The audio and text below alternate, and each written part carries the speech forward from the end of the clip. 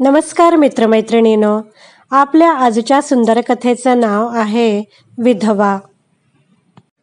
8 वाजता उघडणारे beauty parlour आज 9:30 झाले तरी उघडत नाही. सुलभाची तळमळ रिया पाहत होती. काय ग सुलभा, आज ब्युटी पार्लर उघडत नाही? बहुतेक जीजू नाराज होणार. आज काही तुझी जादू चालणार नाही. गप्प बस तू.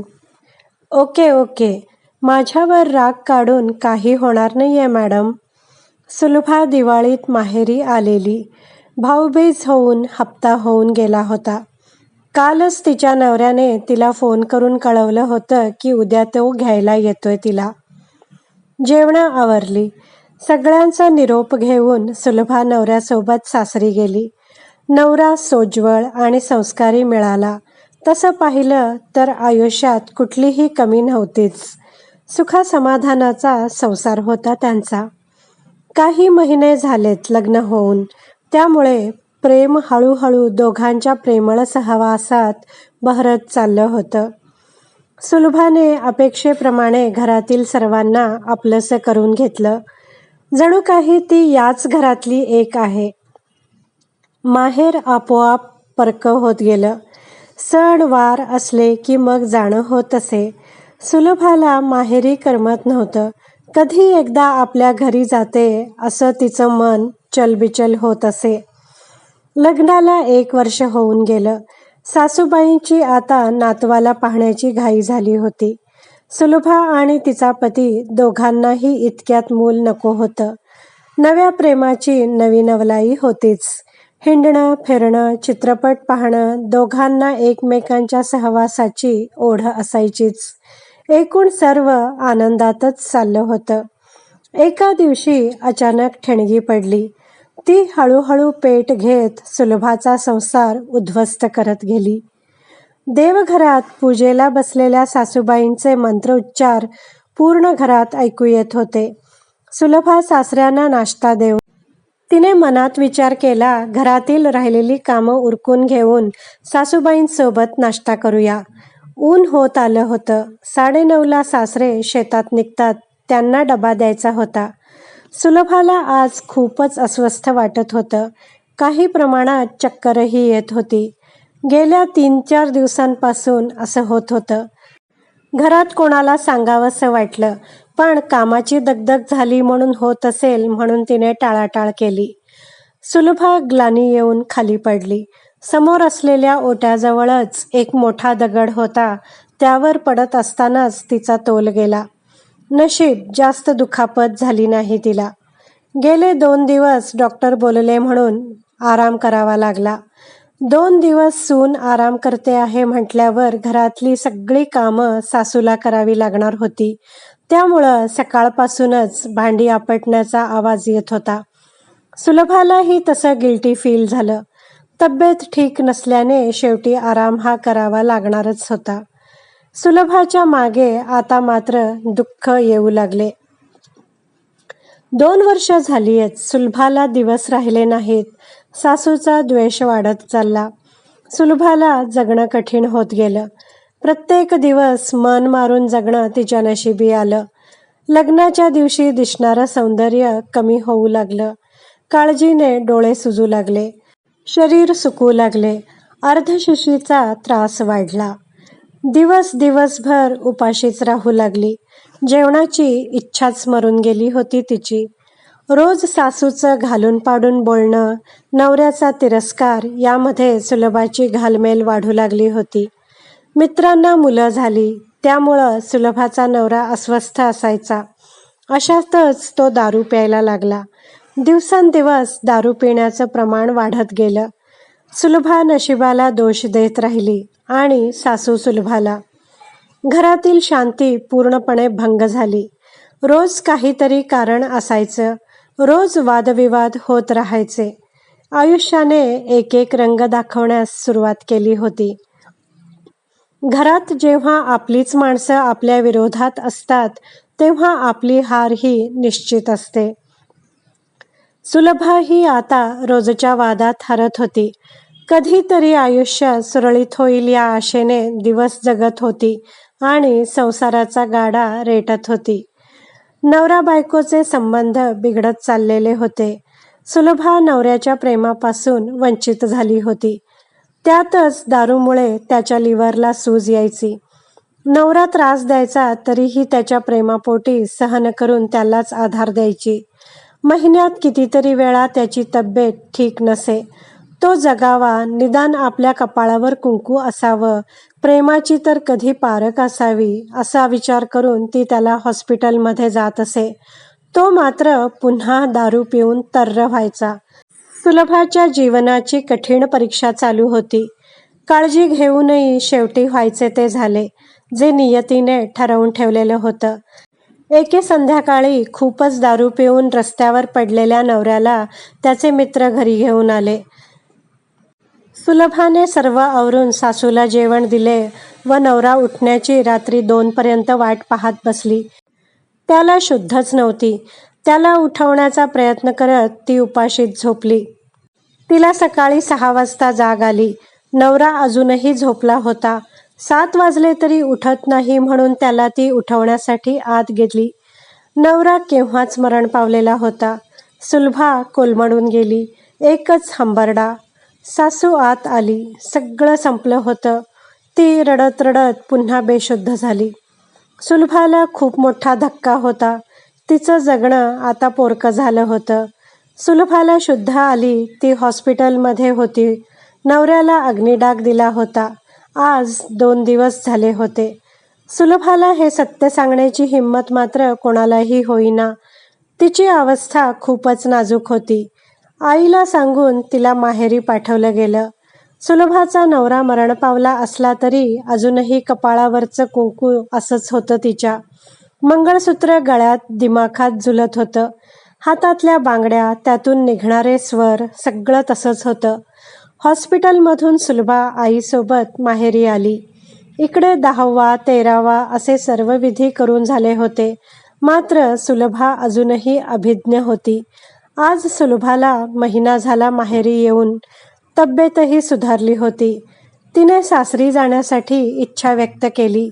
तिला कुठं माहीत होतं तिच्यासाठी सासरचा रस्ता केव्हाच बंद झालाय म्हणून.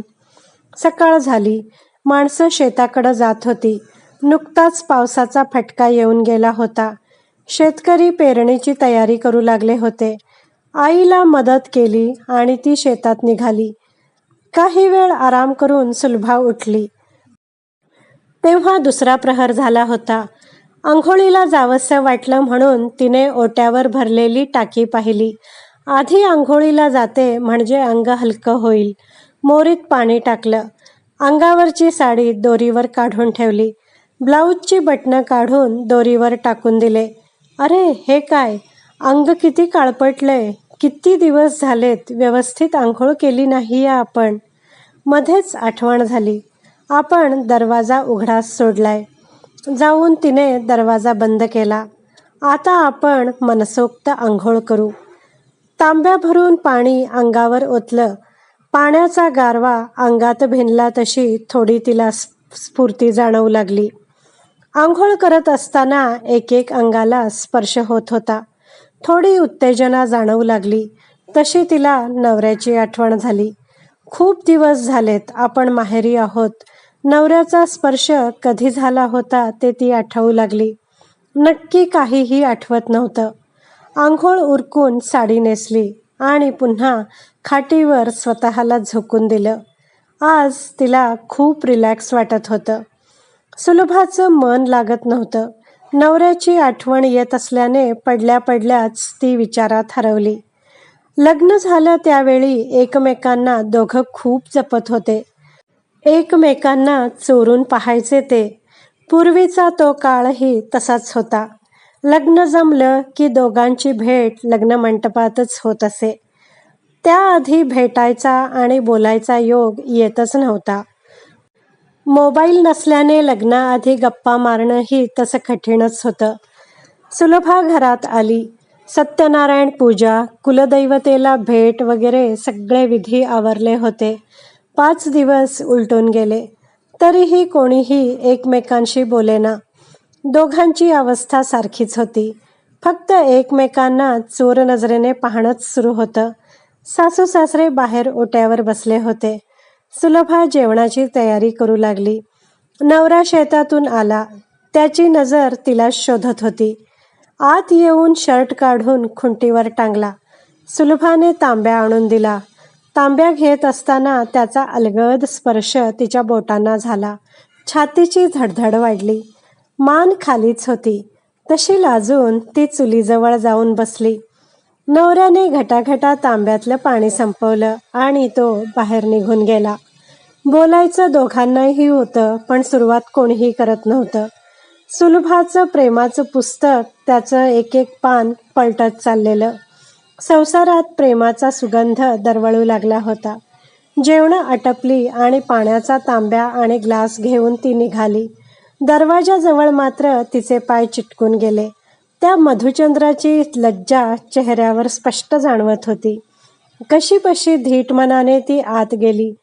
सुलभाचा नवरा शेतकरी, काळ्या मातीत कसलेला.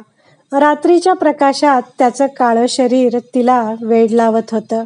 शरीरात प्रेमाचे तरंग जाणवू लागले. थोड्याशा अंतरावर पाणी ठेवून ती अंथरुणावर बसली. घरातला झिरो बल्ब चालू होता. डाव्या कुशीवर नवऱ्याकडे पाठ करून ती झोपली. मनात प्रश्नांचे काहूर माजले. मिलनाची उत्सुकता शिगेला पोचली. भीतीने ती रात्र तशीच गेली. सुलभा उठली तेव्हा नवरा झोपलेलाच होता. आंघोळ करून साडी नेसताना नवरा जागा झाला. ती पाठमोरी उभी असल्याने तिला कळलं नाही. तो तिच्या मागे उभा असलेला तिला जाणवलं. काय करावं काहीही सुचलं नाही. त्याचा स्पर्श तिलाही हवाय. मन तरीही पळवाट शोधत होतं. सारखीच जीवाची घालमेल होत होती. पण आठवलं की दोघांना खूप हसू यायचं. नवऱ्याच्या आठवणीत संध्याकाळ केव्हा झाली हे समजलंच नाही. आईला दारात बघून चहा बनवायला घेतला. आईचा चेहरा काळजीने पडला होता. मुलीच्या भविष्यात काय लिहून ठेवलं आहे देवाने कोणास ठाऊक. का परीक्षा घेतोय हा माझ्या लेकराची. आईला चहा देऊन सुलभाने आईला विचारलं, खूप दिवस झालेत, आता माझ्या गावी जायला हवं. आईला मात्र काहीही सुचेना. आता काय सांगावं आपण हिला. नवरा गेला, तू रंडकी झालीस. तुझ्या सासूने इस्टेटीतून तुला बेदखल केलंय. सासरचा रस्ताही बंद झालाय केव्हाच. आईसाठी मुलीला सत्य सांगणं कठीण होतं आणि सुलभाला ते पचवणं. पण एक दिवस ते सांगावं लागणारच होतं. शेतीच्या कामाचं निमित्त सांगून वेळ निभावून गेली. आज सुलभा ही शेतात आली होती. सोबतीला काही बाया होत्या. शेतात खुरपायला आलेल्या त्यांच्या मदतीने सुलभाला सत्य सांगण्याचं आईने ठरवलं. दुपारी जेवणाची वेळ झाली. आंब्याच्या झाडाखाली सगळे बसले होते आणि आईने सांगण्यास सुरुवात केली. सुलभा ऐकत होती. इतकं सगळं घडून गेलं आणि आपल्याला काहीच माहीत नाही. नवरा गेला तेव्हा हॉस्पिटलमध्ये होतो आपण. त्याचं अंतिम दर्शनही आपल्याला झालं नाही.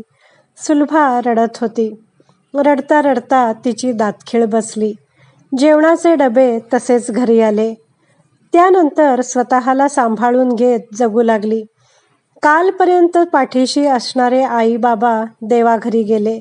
भावाचं लग्न झालं. काही दिवस ती भावाकडे राहिली. भाऊजाई सोबत पटेना. पण सुलभाला आता भावाचा आधार हवा होता. भाऊजाई काही जमू देईना. भावाने बाजूलाच राहण्याची तिची सोय केली. आधी भाऊ दुःखात सुखात हजर होत असे. बायकोला न माहिती खर्चाला पैसे देत असे. माहीत झाले तर घरात भांडणं व्हायची. त्यामुळे सुलभाने म्हातारपणात हिमतीवर वेगळं राहण्याचा विचार केला. रोज दिवस उजाडला की शेतात कामाला जात असे आणि रात्री घरी स्वयंपाक करून मीठ मिरची असेल ते खात ती जगू लागली. सुलभाला सगळे असून ती परकी होती. आज सुलभाचं वय झालंय, तरीही हिमतीवर आयुष्य जगते आहे. माणसाचं आयुष्य खूप गुंतागुंतीचं आहे. तेच कदाचित परिस्थितीप्रमाणे जगण्याचं आणि लढण्याचं सामर्थ्य निर्माण करतं. सुलभा ही आता सामर्थ्यवान बनत आपलं आयुष्य जगू लागली आहे. मित्रमैत्रिणींनो, कशी वाटली तुम्हाला ही हृदयस्पर्शी कथा? आवडली असल्यास व्हिडिओला लाईक करा, शेअर करा, कमेंट करा. माझ्या चॅनलला सबस्क्राईब करायला विसरू नका. धन्यवाद.